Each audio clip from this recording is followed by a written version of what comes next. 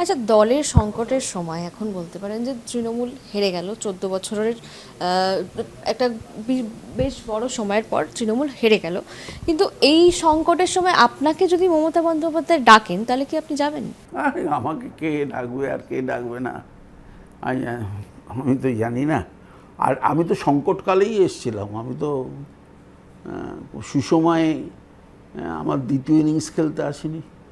আমি আমার পেশা শেষ করে নেশাতে তো আসিনি, আমি সেবাতে ছিলাম।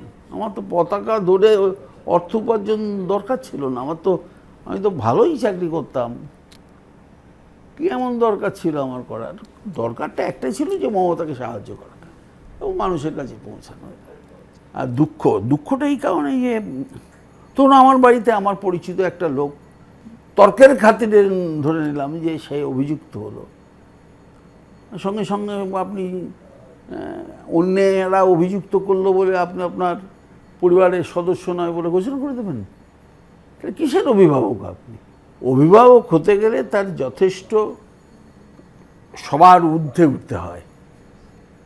আমি আজ দীপ্ত কণ্ঠে বলতে পারি যে দিদির কাছে আমি সেটাই এক্সপেক্ট করেছিলাম। আমার আশাভঙ্গ হয়েছে, কিন্তু মোহভঙ্গ হয়।